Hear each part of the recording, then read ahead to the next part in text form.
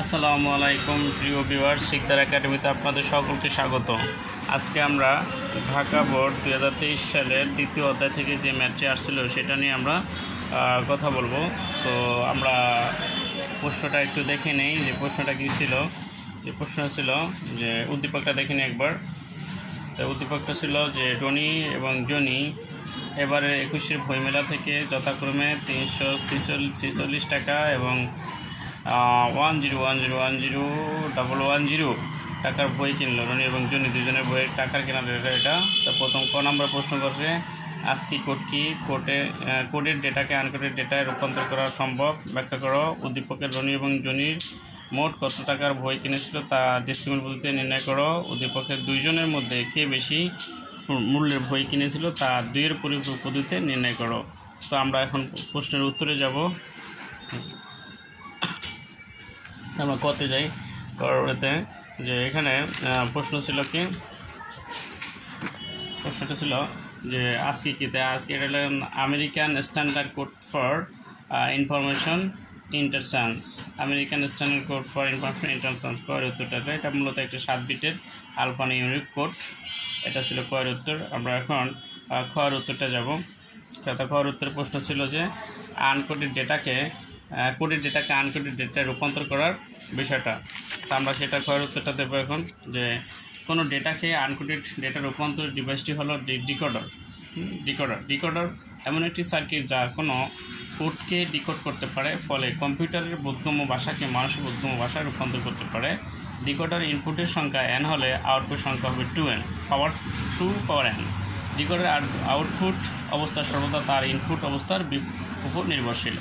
আসলে ডিকোডার মানে যেটা করতে পারে সেটা হলো কি, মানুষকে কম্পিউটারের বোধগম্য ভাষাকে মানুষের বোধগম্য ভাষায় রূপান্তর করতে পারে ডিকোডার। এটা হলো কোডের ডেটাকে আনকোডেড ডেটায় রূপান্তর করা। যে কম্পিউটার ভাষাটাকে মানুষের ভাষায় রূপান্তর করতে পারে এবং হলো যে এটা যদি ইনপুট সংখ্যা n হয় তাহলে আউটপুট সংখ্যা হবে 2 পাওয়ার n। তাই আউটপুট সংখ্যা সর্বদাই ইনপুটের উপরে নির্ভরশীল থাকে। তো এটা ছিল গয়ের উত্তর। তা আমরা এখন গয়ের উত্তরে যাব। প্রশ্নটা আমরা একটু দেখে নিই। গয়ের উত্তরের প্রশ্ন ছিল কি, যে উদ্দীপকের রনি এবং জনির মোট কত টাকার বই কিনেছিল তার ডেসিমাল পদ্ধতিতে নির্ণয় করো। তাহলে আমরা দেখতে পাচ্ছি যে এখানে জনি এত টাকার বই কিনছিল আর জনি এত টাকার বই কিনছিল। তাহলে আমরা প্রশ্নের চলে যাই সময় ক্ষেপণ না করে। তো তাহলে এখানে দেওয়া আছে উদ্দীপকে আমরা রনির বইয়ের দাম এত টাকা, 346 টাকা। তো এটারে আমরা যদি যেহেতু অক্টালে আছে তাহলে এটারে আমরা দশমিকে পরিণত করতে হলে কী করতে হবে, বেস দ্বারা গুণ করতে হবে। তাহলে এখানে 3 বেস আছে কত 8, 3 গুণ 8 আবার প্রত্যেক একবার গুণ করে আবার পরের বার প্লাস 4 into 8 আবার হলো এরপর প্লাস আবার 6 into 8। আর এখান থেকে 0 থেকে শুরু করতে হবে, 0 1 2 আবার এবার আরেকটা থাকলে 4 5 হইতে হবে। তাহলে আমরা এগুলি জানি, অনেকগুলি ভিডিও দেওয়া আছে, তোমরা চাইলে সেগুলি দেখে আসতে পারো যদি এগুলি না বুঝে থাকো কেউ। আবার অবশ্যই বোঝার কথা যেখানে সংখ্যাগুলো হবে কি বেস দ্বারা গুণ, আর একটা গুণার পরে আবার একটা প্লাস, একটা গুণার পরে একটা প্লাস। আর এখানে সর্বশেষ সংখ্যা 0 থেকে পাওয়ার হচ্ছে 0 1 2 এরপর 3 4 5 এরকম হতে থাকবে, আর ওগুলো দ্বারা গুণ হবে। তাহলে এখানে এটাতে গুণ করলে কত হয়, 8 64 3 গুণ করলে 192, আবার 4 32, আর এটার পাশে 0 0 মানে হলো 1 দেওয়াটা গুণ করলে হয় 6। তাই এটা যোগ করলে হয় 230। এবং জনির বইয়ের দাম আবার আছে কি, এটা জনির তার এটার দাম যদি আমরা করি, তো এটার দামটাকে আমরা যদি কনভার্ট করি, যেহেতু বাইনারিতে আছে তাই বাইনারি ভিত্তি হলো 2, তাই আমরা প্রত্যেকটাকে প্রতিবারই 2 দ্বারা গুণ করবো। একবার গুণ করে আবার একবার প্লাস দেবো। যেমন এখানে 1 গুণ 2 এবার প্লাস আবার 0 আবার 1 আবার 0 আবার 1 আবার 0 আবার 1, এভাবে আমরা এগুলো গুণ করছি। তো এখানে সংখ্যা আছে 1টা 2টা 3টা 4টা 5টা 6টা 7টা 8টা। তাহলে আমরা এখানে 0 থেকে শুরু করব, 0 1 2 3 4 5 6 7। তাহলে আমরা 0 থেকে শুরু করলাম। তো এখানে এখানে আমরা এখন 1-এর 1 আর 7-এর 2 পাওয়ার আছে, 2 যদি আমরা 7 পাওয়ার দিই তাহলে 128 হয়। আর জিরোতে আমরা জানি জিরোতে কোটিতে গুণ করলে 0 হয়ে যায়, এই জন্য 0 লেখা হয়েছে। আর 1-এর এটা যদি 2 পাওয়ার 5 আছে, 5 যদি 2 পাওয়ার 5 দিলে 32 হয়, 32 দিয়ে 1 দিয়ে গুণ করলে 32। আবার 1-এর 1 আর 2 পাওয়ার 16 2 পাওয়ার যদি 4 দেওয়া হয় তাহলে 16 হয়, আর 1-এর 1। আর এখানে 0 আছে যেহেতু 0ই বসানো হয়েছে, যেহেতু 0 দিয়ে গুণ করলে 0ই হবে। আর এখানে 2 দুগুণে 4, 1-এর 1। আবার এখানে 1-এর পাওয়ার আছে 1, তাই এটা হবে 1। আর এখানে তাহলে এখানে কত 2 দুগুণে 4, আর এখানে 1-এর 1, আর এখানে 2-এর 2, আর এর 0 0। তাই এইগুলো যে আমরা এখন যোগ করি, তো সবগুলো যোগ করলে এটা গুণ করলে এটা হবে, আবার এটা গুণ করলে এটা হবে, এটা 16-কে 16 হবে, আবার 4-কে 4 হবে, 2-কে 2 হবে, আর 0 তো 0, আর এগুলো যোগ করলে হয় 182। তাহলে আমরা দুজনের বইয়ের টাকাটা পাইলাম। আর এখানে তোমাদের কারো বুঝতে সমস্যা হয় তারা অবশ্যই কমেন্টসে জানাবো, তো অবশ্যই আমি ফিডব্যাক ইনশাল্লাহ রেসপন্স করবো। তাই রনি ও জনির মোট টাকা, তাই রনির টাকা পেয়েছি এটা, আর জনির টাকা পেলাম এটা, তাই দুজনের টাকা যোগ করলাম, তাই পাইলাম 412 টাকা। এটাই ছিল গয়ের উত্তর ডেসিমাল পদ্ধতিতে নির্ণয় করার জন্য। টাকাটা বের করে যোগ করে দিলেই হয়ে যাবে ইনশাল্লাহ। আশা করি তোমরা বুঝতে পারছো, না বুঝতে পারলে যদি কোথাও সমস্যা থাকে কমেন্টস করে জানাবো ইনশাল্লাহ। আর আমার ভিডিওটি ভালো লাগলে লাইক কমেন্ট শেয়ার করতে আমরা না ভুলে যাই। তাই আমরা দেখবো যে গয়ের উত্তরটা কী খবর। উদ্দীপকের 2 জনের মধ্যে কে বেশি মূল্যের বই কিনেছিল তা 2-এর পরিবর্তে পদ্ধতিতে নির্ণয় করো। কে বেশি বই কিনছে আমরা দেখতে পাবো। তাহলে আমরা গয়ের উত্তরে যাই। যেখানে আমরা দেখতে পাচ্ছি যে গতিক ভাই রনির বইয়ের দাম হলো 230 টাকা, আর জনির বইয়ের দাম 182 টাকা। তাই বোঝাই দিতেছে যে এখানে রনির সবচেয়ে বেশি টাকা বই কিনছে। তাই দেখা দিচ্ছি যে জনির সাথে রনির টাকা বেশি। তাই এখন আমরা এটা কী করবো, যেহেতু 2-এর পরিপূরক পদ্ধতিতে বের করতে গেছি, তাই 2-এর পরিপূরক পদ্ধতি বের করতে হলে আমাদের কী করতে হবে, বিয়োগ করতে হবে। বিয়োগ করলে তাই এই বড়টা আগে লিখতে হবে, ছোটোটা পরে লিখতে হবে। তাহলে এখানে বিয়োগ, আর এটা তো প্লাস ছিল, যেন প্লাস দেওয়া হয়েছে, প্লাস মানে কি মাইনাস। এখন আমরা এই 230-এর যদি বাইনারি মানটা বের করি, এটা তোমরা সবাই মানে জানো, তো এই 2 দিয়ে ভাগ করতে হয়।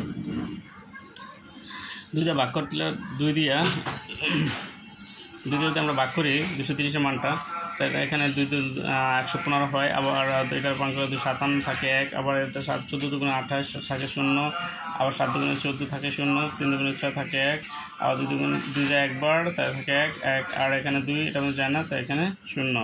তো এই মানগুলো হবে এখানের, এই যে এটা হবে নিচ থেকে উপরে। তো এটা তোমরা সবাই জানো, এই জন্য আর আমি এটা বেশি ইম্পর্টেন্স মনে করি না, যে এটা সবাই জানে। এখন যারা পরীক্ষাতে আছে বা নতুন যারা হয়তো তাদের জন্য একটু ডিফিকাল্ট হতে, তারা তোমরা কমেন্টস করে জানাবে যাদের যেখানে যে সমস্যা রয়েছে। তো এইখানে আমরা তাই এইটা পেলাম, বাইনারি মানটা পেলাম এটা 230-এর, আর 182-র বাইনারি মান পেলাম এটা। তো এখন আমরা জানি যেহেতু পরিপূরক করতে বলছে, তাই পরিপূরক করতে হলে কি বিটে নিতে হবে। তাই বিটে এখানে যদি 8টা আছে, তাই 8টায় আছে, তার বিটেটা আর প্রয়োজন বোধ নেই। তাই পরিপূরক করতে হলে যা থাকে তার বিপরীত, 1 থাকলে 0, 0 থাকে 1। তাই এখানে আছে প্রথম আছে 1, তাই 1-এর পরিবর্তে দিব আমরা 0, আর এখানে আছে 0, 0-এর পরিবর্তে দিব 1। এনে তার 2টা 1, 2টার পরিবর্তে আবার 2টা 0, এনে 0, এনে 1, এনে ডাবল 0, এনে 2টা ডাবল 1, 2টা 0, এনে 0, এনে 1।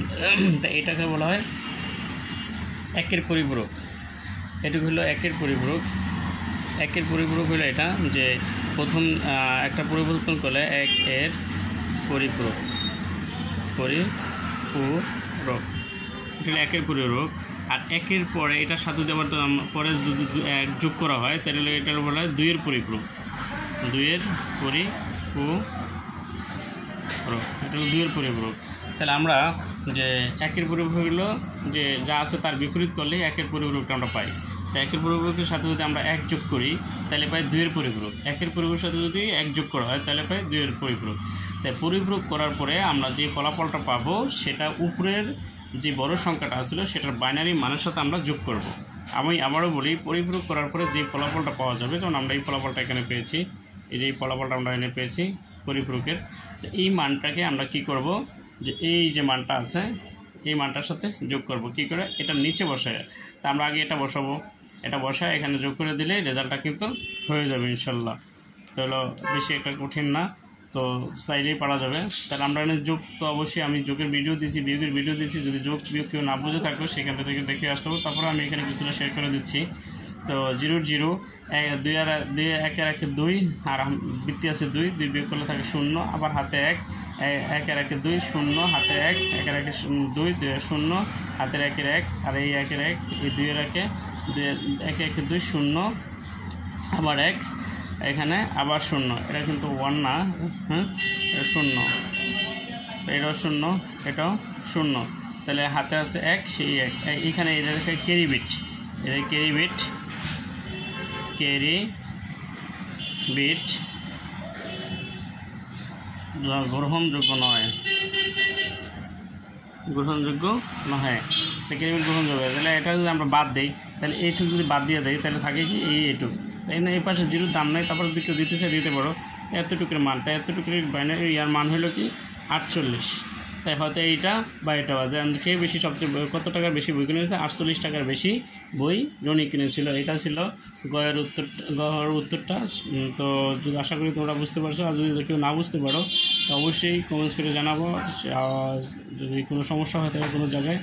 আর ভিডিওটি ভালো লাগলে লাইক কমেন্ট শেয়ার করতে আমরা যেন না বলেছি। তো আমার এখানে তো আরও অনেক ভিডিও রয়েছে, তোমরা চাইলে সেগুলো দেখতে পারো। আর প্রত্যেক দিনই আমি নতুন নতুন ভিডিও আপলোড করে থাকি বিভিন্ন বোর্ডের।